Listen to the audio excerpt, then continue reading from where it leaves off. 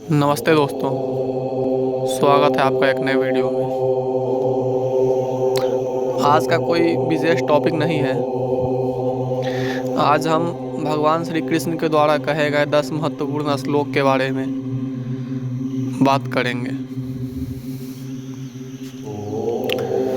Video पसंद आए तो लाइक और नए होंगे चैनल पे तो सब्सक्राइब कर लीजिएगा।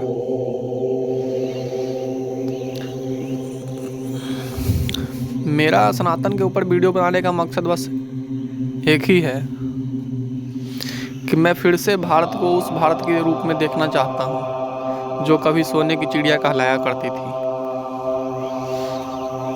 मैंने बस थोड़ा सा प्रयास करने की कोशिश की है। बिना आप लोगों के सपोर्ट के मैं भी कुछ नहीं कर पाऊँगा, इसलिए मैं बार बार आप लोगों से सपोर्ट करने के लिए कहता रहता हूँ। चलिए स्टार्ट करते हैं पहले श्लोक से। पहला श्लोक है, बड़ा ही प्रसिद्ध है। यदा यदा हि धर्मस्य ग्लानिर्भवति भारत अभ्युत्थानं धर्मस्य तदात्मानं सृजाम्यहम्।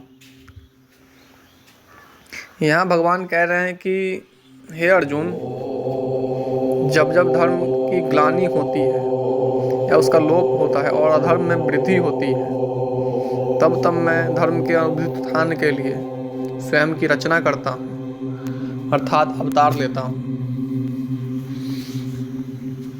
तो दोस्तों, हमें पता नहीं चलता कि मतलब भगवान कब आएंगे, किस रूप में आएंगे। एक बड़ा ही सुंदर सा भजन सुना होगा आप लोगों ने सबने कि न जाने नारायण किस रूप में मिल जाएंगे। जी, तो ये बिल्कुल सही गाया है उन लोगों ने।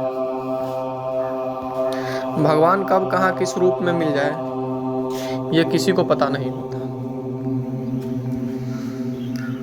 चलिए अगले श्लोक की तरफ बढ़ते हैं।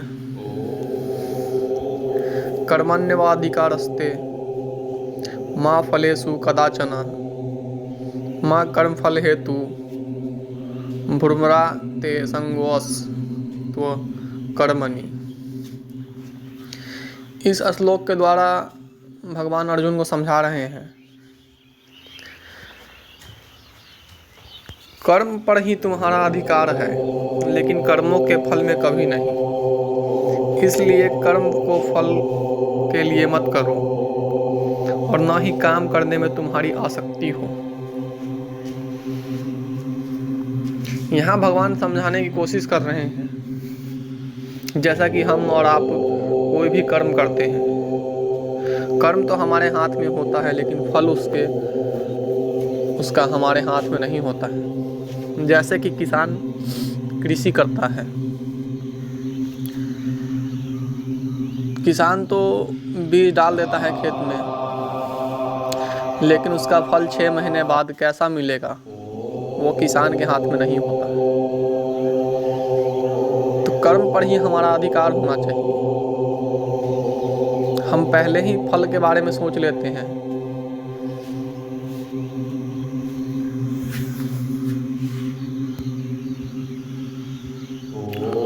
और निष्काम कर्म ही हमें मोक्ष की तरफ लेके जाता है, क्योंकि जब तक हम अपने काम के फल की चिंता करेंगे,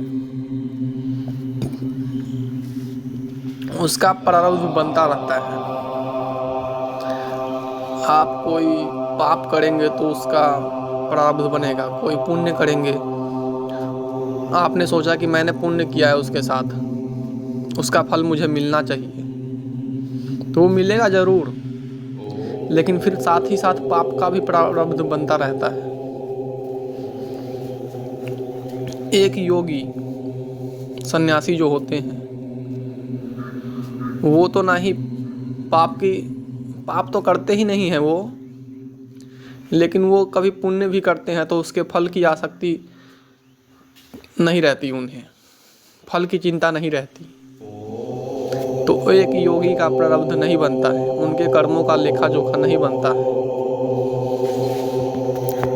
तो हमें जीवन जीना चाहिए एक योगी की भांति, भगवान श्री कृष्ण इस श्लोक में वही बता रहे हैं कि कर्म पर तो तुम्हारा अधिकार है, लेकिन उसके फल पर नहीं। तो हमें फल की चिंता किए बिना कर्म करना चाहिए। चलिए अगले श्लोक की तरफ बढ़ते हैं।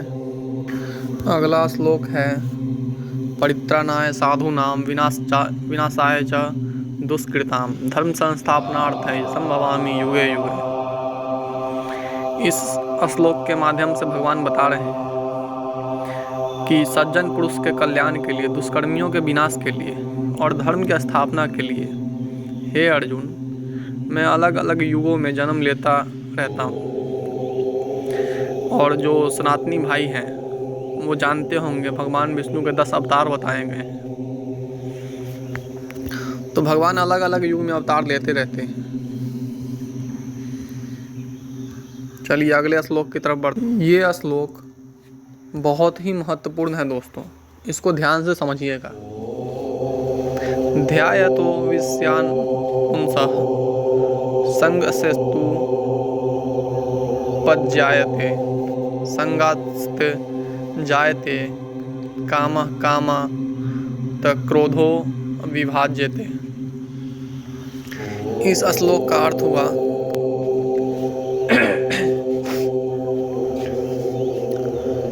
विषयों के बारे में सोचते रहने से मनुष्य को उनसे आसक्ति हो जाती है। इससे उनमें कामनाएं यानी इच्छा पैदा होती हैं और कामनाओं में विघ्न आने से क्रोध की उत्पत्ति होती है। ये बड़ा ही महत्वपूर्ण संदेश है।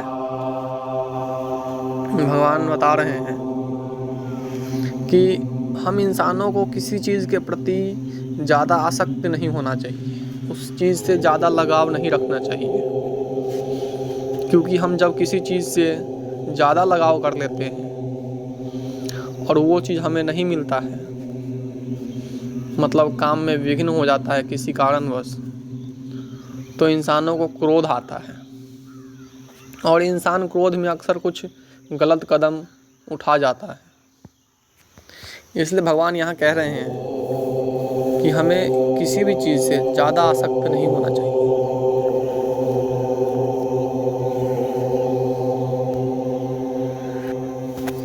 और लगाव ही पीड़ा है।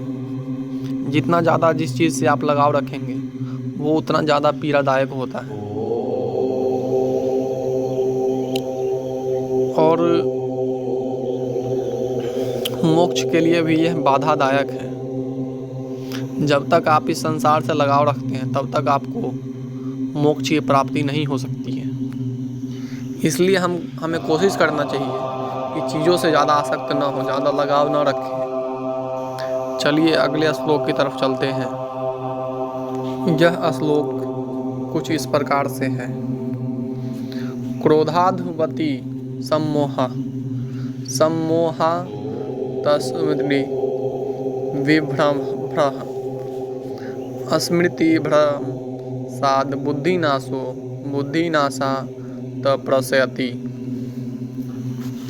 इस श्लोक का अर्थ है दोस्तों, क्रोध से मनुष्य की मति मारी जाती है, यानी मूड हो जाता है, जिसमें स्मृति भ्रमित हो जाती है।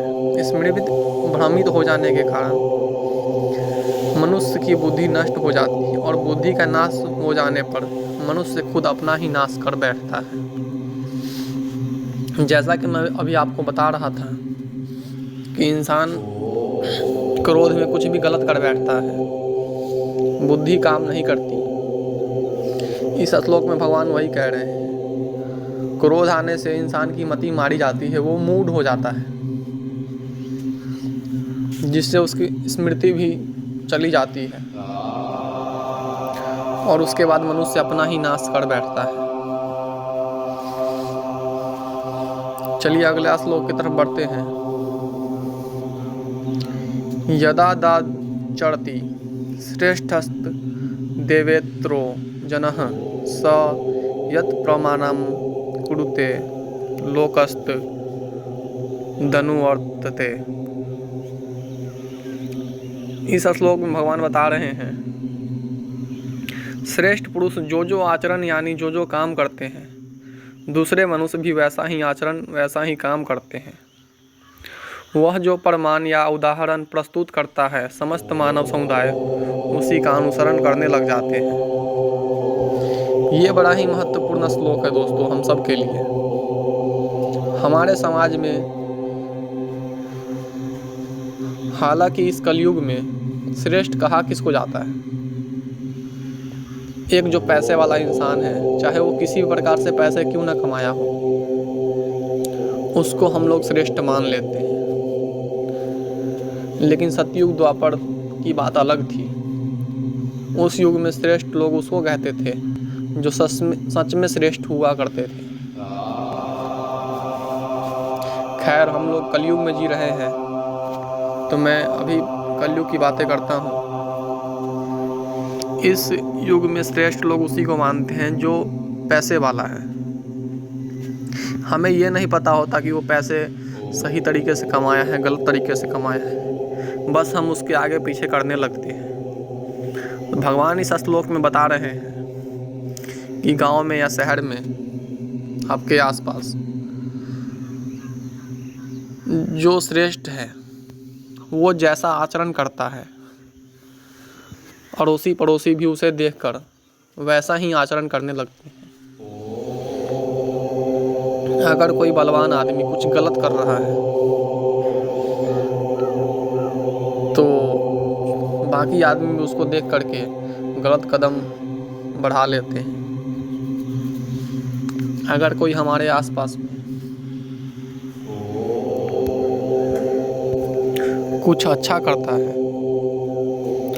तो हम सबको बड़ा ही प्रभावित करता है वो, और हम सब भी उसके रास्ते पर चलना चाहते हैं ताकि लोग सबको श्रेष्ठ कहें। अगला श्लोक है श्रद्धावाल भते ज्ञानम तत्परः संयतेन्द्रियः ज्ञानम लब्धा पराम शांति मचिरे नाधिगच्छति। इस श्लोक का अर्थ है दोस्तों, श्रद्धा रखने वाले मनुष्य, अपनी इंद्रियों पर संयम रखने वाले मनुष्य साधारण प्रयाण को अपनी तत्परता से ज्ञान प्राप्त करते हैं। फिर ज्ञान मिल जाने पर जल्द ही परम शांति को प्राप्त हो जाते हैं, मतलब भगवत स्वरूप को पा लेते हैं। 30 श्लोक में भगवान की प्राप्ति, भगवान के वैकुंठ धाम की प्राप्ति की बात कर रहे हैं कि उस परम सत्ता को कैसे पाया जाए। तो मैंने पिछले 2-3 वीडियो में भी समझाया है मोक्ष के बारे में। अगर आपने नहीं देखा है तो मैं डिस्क्रिप्शन में लिंक डाल दूंगा, मोक्ष कैसे पाएं, आप वो वीडियो देख सकते हैं वहाँ से। इस श्लोक के माध्यम से भगवान कह रहे हैं कि जो मनुष्य अपनी इंद्रियों पर संयम रखता है, जो अपने हृदय में श्रद्धा रखता है दूसरों के प्रति, वो इंसान थोड़े से जप तप करने से भगवत स्वरूप को प्राप्त कर लेता है। तो आप लोग भी कोशिश करें, अपने इंद्रियों पर संयम रखें। अध्यात्म जरूरी क्यों है? आज के डेट में लोगों के पास बड़ी बड़ी डिग्रियां हैं, लोग पढ़े लिखे भी होते हैं, लेकिन कहीं ना कहीं उनमें संस्कार की कमी दिखाई देती है। इसलिए भौतिक ज्ञान के साथ साथ आध्यात्मिक ज्ञान भी उतना ही जरूरी है। लेकिन बड़े अफसोस की बात है कि समाज ने आध्यात्मिक ज्ञान को बिल्कुल ही नकार दिया है।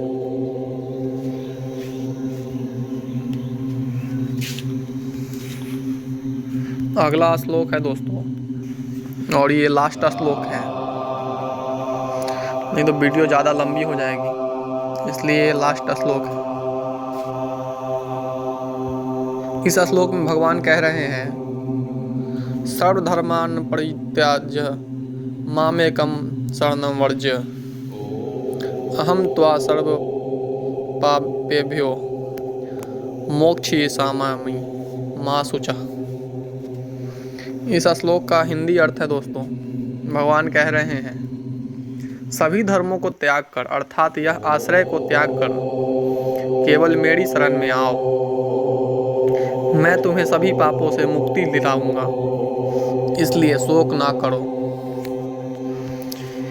यह श्लोक बड़ा ही ध्यान से समझने वाला श्लोक है। हमने सनातन संस्कृति में बहुत सारे रीति रिवाज, भगवान की पूजा के बहुत सारे रीति रिवाज देखे हैं। यहाँ भगवान कह रहे हैं सभी धर्मों को त्याग कर। इसका मतलब ये नहीं है कि द्वापर युग में बहुत सारे धर्म हुआ करते थे। धर्म एक ही था दोस्तों, सनातन। ये कुछ 4000 साल पहले नए नए धर्म बनने स्टार्ट हुए हैं। उस समय सिर्फ द्वापर में सनातनी धर्म ही था, तो फिर भगवान किस धर्म की बात कर रहे हैं? तो यहाँ धर्म से तात्पर्य यह है कि हमने देखा होगा सनातन संस्कृति में बहुत सारे रीति रिवाज हैं पूजा करने के, भगवत प्राप्ति के, लेकिन एक मूढ़ जो पढ़ा लिखा नहीं है वो उन रीति रिवाजों को कैसे मानेगा, कैसे समझेगा? इसलिए भगवान आसान रास्ता बता रहे हैं यहाँ पे कि हे अर्जुन, सभी धर्मों को त्याग कर। मतलब अगर आपको भगवत प्राप्ति की ललक है आपके अंदर, तो ज़रूरी नहीं है कि रीति रिवाज से ही भगवान खूब प्रसन्न होंगे। आपके अंदर बस ललक होनी चाहिए भगवत प्राप्ति की। बस भगवान की शरण में जाएं, एक ललक लेकर के, जैसे बच्चा अपनी माँ के गोद में जाता है, निसंदेह आपको भगवत प्राप्ति होगी। आज के लिए इस वीडियो में इतना ही। मिलते हैं फिर अगले वीडियो में। और आप लोगों का कोई अध्यात्म से जुड़ा कोई भी क्वेश्चन हो तो आप कमेंट बॉक्स में पूछ सकते हैं। धन्यवाद।